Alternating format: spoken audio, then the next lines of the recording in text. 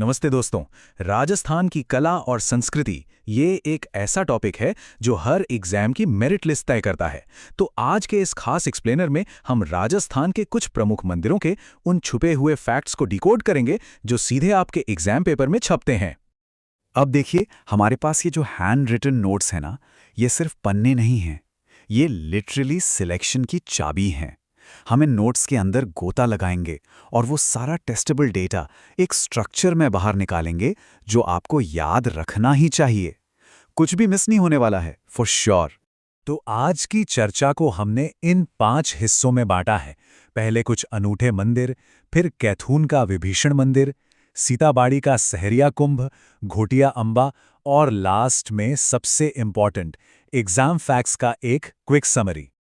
आइए सीधे जंप करते हैं अपने पहले सेक्शन पर, राजस्थान के अनूठे मंदिर और उनका पौराणिक महत्व। देखिए, राजस्थान के मंदिर सिर्फ ईंट और पत्थर के ढांचे नहीं हैं। हमारा मेन फोकस रहेगा इन खास लोकेशंस को उनकी पौराणिक कहानियों और ट्राइबल कल्चर से लिंक करना, क्योंकि एग्जामिनर को ना यही कॉम्बिनेशन सबसे ज्यादा पसंद है। भूगोल, इतिहास और संस्कृति का एकदम परफेक्ट मिक्स। सेक्शन 2। अब हम चलते हैं कोटा जिले के कैथून कस्बे की तरफ, जहां एक ऐसा रेयर मंदिर है जो बार बार पेपर्स में रिपीट होता है। हैरानी की बात बताऊं, कैथून में जो ये मंदिर है ना, ये पूरे नॉर्थ इंडिया का इकलौता विभीषण मंदिर है। मतलब लिटरली दी ओनली वन। और उससे भी ज्यादा शॉकिंग फैक्ट जो एग्जाम में अक्सर फंसाने के लिए पूछा जाता है, वो ये है कि यहां सिर्फ और सिर्फ विभीषण के सिर की पूजा होती है ना? एकदम यूनिक बात। इसे बिल्कुल दिमाग में सेट कर लीजिए। चलिए अब सेक्शन 3 की ओर बढ़ते हैं। कोटा से निकलते हैं और चलते हैं बारां जिले में, जहां हम सीताबाड़ी मंदिर की हेरिटेज को डिकोड करेंगे। सबसे बेसिक लेकिन सबसे जरूरी सवाल, सीताबाड़ी इतना फेमस क्यों है? क्योंकि नोट्स के हिसाब से ये लव और कुश की जन्मस्थली है। रामायण के इतने अहम किरदारों का इस जगह से जुड़ना इसे एग्जाम के नजरिए से एक हॉट टॉपिक बना देता है। अब इस पूरे सीताबाड़ी कॉम्प्लेक्स के अंदर 3 छोटे छोटे लेकिन बहुत इंपॉर्टेंट मंदिर हैं जिन पर सीधे एमसीक्यूज बनते हैं। सीता माता मंदिर, लक्ष्मण मंदिर और वाल्मीकि मंदिर। आपको बस ये याद रखना है कि ये तीनों बारां के इसी सीताबाड़ी कॉम्प्लेक्स का ही हिस्सा है। और हाँ, मंदिर के साथ साथ यहाँ का मेला भी सुपर फेमस है। हमारे नोट्स एकदम क्लियरली बताते हैं कि सीताबाड़ी का मेला, जिसे सहरिया जनजाति का कुंभ भी कहा जाता है, वो एग्जैक्टली ज्येष्ठ अमावस्या को लगता है।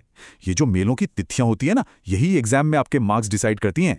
इसी मेले से जुड़ा एक बहुत ही इंटरेस्टिंग कल्चरल फैक्ट भी है। नोट्स में लिखा है कि सहरिया जनजाति के लोग इस मेले में अपने लिए जीवन साथी चुनते हैं। मतलब ये सिर्फ एक धार्मिक मेला नहीं है, बल्कि एक बहुत ही वाइब्रेंट सोशल ट्रेडिशन है। Moving on to section 4। Baran से अब हम रुक करते हैं बांसवाड़ा का, जहां हम घोटिया अंबा मंदिर की हिस्ट्री को एक्सप्लोर करेंगे। घोटिया अंबा का सीधा कनेक्शन महाभारत से है। कहते हैं कि पांडवों ने अपने वनवास का कुछ टाइम यहीं बिताया था। यहां आपको पांडवों की मूर्तियां तो मिलेंगी ही, साथ ही माता कुंती और द्रौपदी की प्रतिमाएं भी यहां मौजूद हैं। ये सब मिलकर इस जगह की माइथोलॉजिकल वैल्यू को बहुत बढ़ा देते हैं। अब इस पॉइंट को जरा ध्यान से सुनिएगा।